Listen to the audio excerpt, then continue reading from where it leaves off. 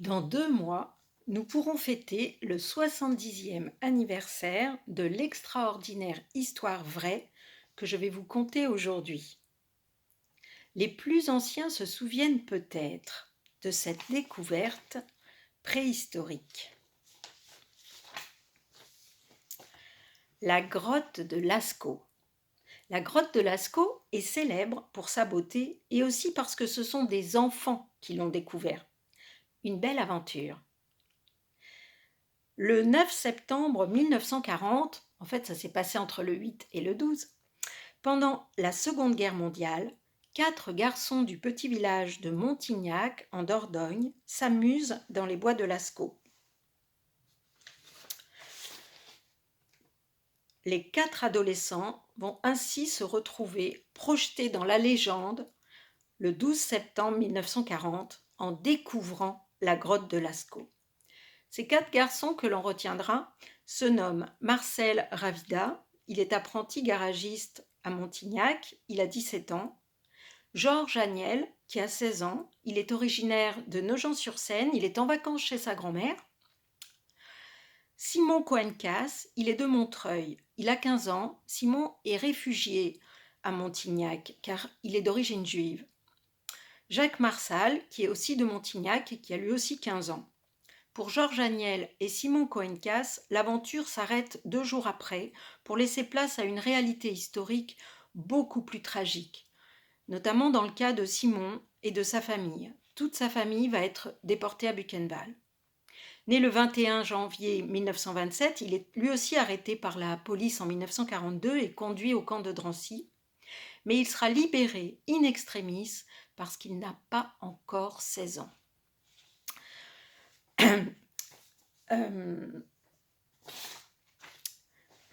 Donc la légende raconte que ces jeunes gens étaient en train de jouer en fait dans les bois, et le 8 septembre 1940, Marcel Ravida découvre l'entrée de la cavité lors d'une promenade sur la commune de Montignac en Dordogne avec ses camarades.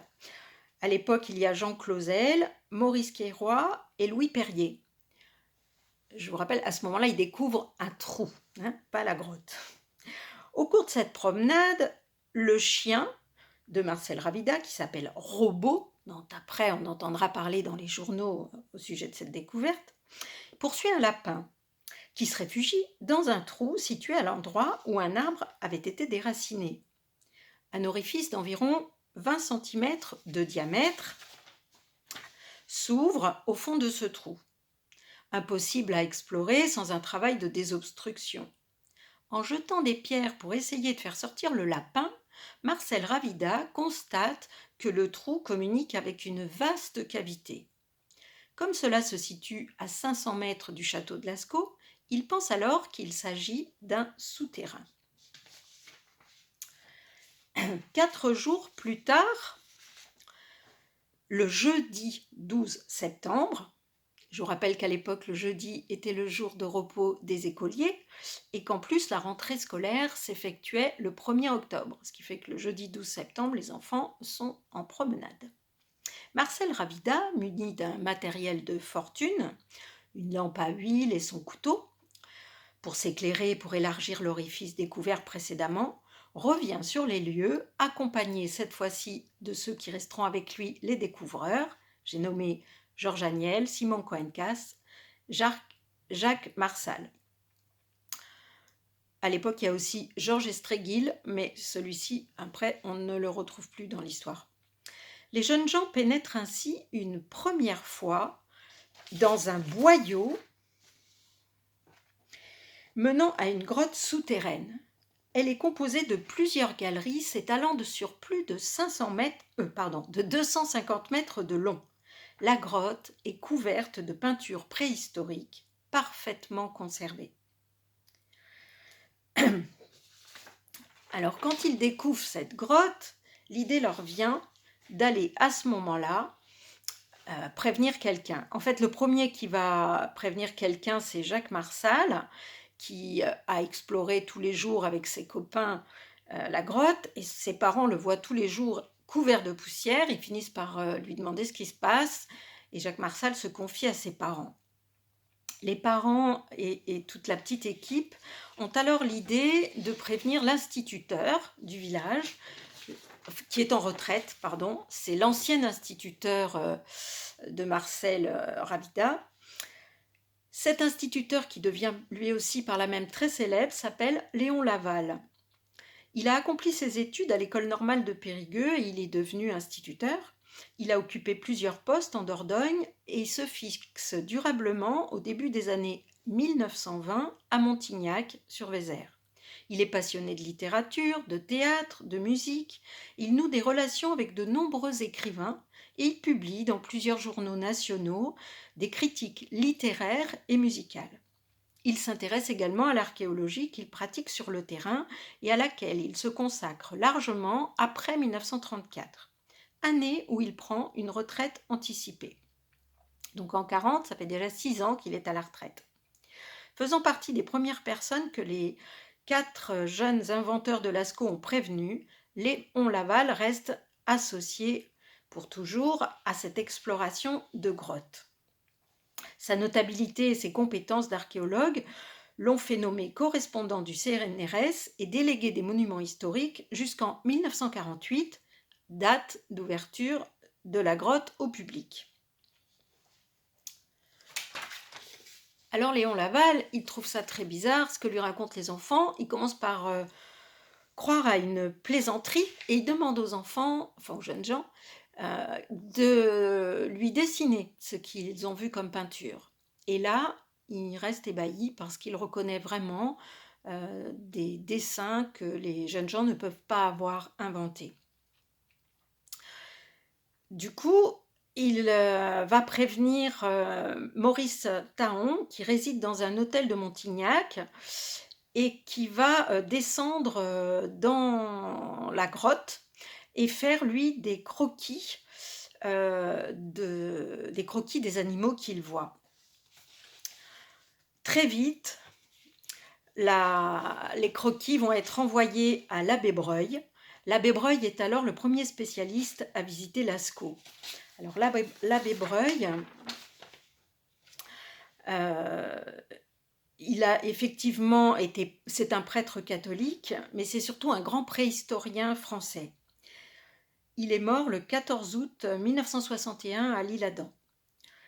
En 1901 et 2, l'abbé Breuil est l'un des premiers artisans du débat sur la reconnaissance de l'art pariétal qui se conclut au cours du congrès de l'AFAS de Montauban et va faire de l'étude des grottes ornées un des thèmes majeurs de l'archéologie préhistorique du XXe siècle. C'est donc en tant que spécialiste français incontesté de l'art des cavernes que Breuil est invité à venir expertiser la grotte de Lascaux le 21 septembre 1940, c'est-à-dire à peine 10 jours après la découverte. Il est alors en séjour à Brive et prélude d'un voyage qui va le conduire pour plusieurs années au Portugal puis en Afrique du Sud. C'est pour cette raison que Breuil n'intervient que peu à Lascaux, en tout cas au début. S'il entreprend au lendemain de sa visite le relevé par calque direct sur les gravures, notamment le diverticule des félins, il y a tout un morceau de mur dans la grotte représentant des félins, il confie la réalisation des relevés manuels et photographiques à des collaborateurs. Breuil considère toutefois Lascaux comme une découverte majeure dès le début, ce qu'il exprime dans ses 400 siècles d'art pariétal, un ouvrage qu'il a publié en 1952, l'année même où il confie l'étude de Lascaux à un de ses collègues et collaborateurs, l'abbé André Glory. Quelques jours plus tard, des spécialistes confirment donc l'importance de cette découverte par le nombre de fresques, 150, de gravures, 1500, par leur prodigieux état de conservation. La grotte de Lascaux est vraiment exceptionnelle. On l'aménage pour en faciliter l'accès. Et malgré la guerre, des milliers de visiteurs affluent pour la voir. Mais au fil des années, on découvre que les peintures s'abîment au contact de la lumière et de la respiration des visiteurs. Une moisissure verdâtre, une sorte d'algue, et des cristaux blancs commencent à se former sur les fresques. Pour arrêter les dégâts, on ferme la grotte et on en fabrique une copie. C'est cette reproduction qui s'appelle Lascaux II que l'on visite aujourd'hui. Car depuis 1963, la vraie grotte n'est plus accessible qu'aux spécialistes. Voilà, je voulais juste un petit supplément sur l'époque de Cro-Magnon. Les hommes qui ont peint les fresques de Lascaux vivaient en Dordogne il y a 17 000 ans. C'était l'époque de Cro-Magnon, l'ancêtre de l'homme moderne. Grâce aux spécialistes, on sait que la grotte de Lascaux était habitée il y a environ 17 000 ans. À cette époque, la France ne ressemble pas au pays que l'on connaît. Les glaces polaires recouvrent encore le nord de l'Europe. La Dordogne ressemble un peu à la Sibérie. On y croise des aurochs, qui sont un ancêtre du taureau, des vaches, des chevaux, des bouquetins, mais aussi des mammouths, des bisons, des rennes, comme au Canada, et même des rhinocéros laineux et des félins. L'homme de Cro-Magnon, qui a succédé à l'homme de Néandertal, ressemble déjà beaucoup à l'homme moderne. Il coud ses vêtements, vit de chasse et de pêche, cuit ses aliments, taille des outils sophistiqués dans des silex ou dans des bois d'animaux. Les grottes, comme celle de Lascaux, ne servaient sans doute pas d'habitation, mais abritaient probablement des cérémonies magiques. On y venait pour s'approprier la force d'un animal, pour déposer des offrandes afin que la chasse soit bonne. Certains animaux symbolisent sans doute le clan auquel appartenaient les peintures. Plus mystérieux, on peut voir à Lascaux des signes étranges formés de points, de traits ou de chevrons, peut-être un début d'écriture. Ce qui frappe dans la grotte de Lascaux, c'est la hauteur et la taille de certaines peintures, à croire qu'elles ont été réalisées par des géants. En réalité, les artistes de la préhistoire avaient mis au point toutes sortes de techniques pour réaliser leurs fresques. Pour peindre en hauteur, ils fabriquaient des échelles de bois et des échafaudages, sur lesquels ils pouvaient se déplacer afin de réaliser tout un troupeau en file indienne, par exemple. Pour s'éclairer, ils utilisaient des torches de résine ou des pierres creuses dans lesquelles ils brûlaient de la graisse animale.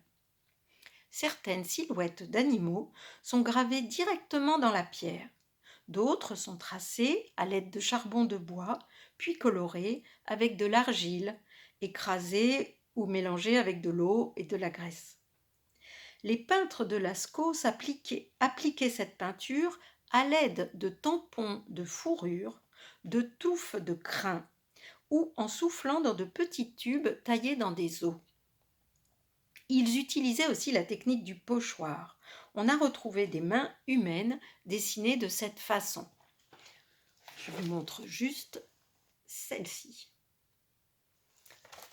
Voilà, si vous n'avez pas eu l'occasion de visiter cette grotte et que c'est possible pour vous d'aller en Dordogne bientôt, eh bien profitez-en, même si l'on visite le fac-similé, Lascaux II, ça vaut vraiment la peine. À bientôt.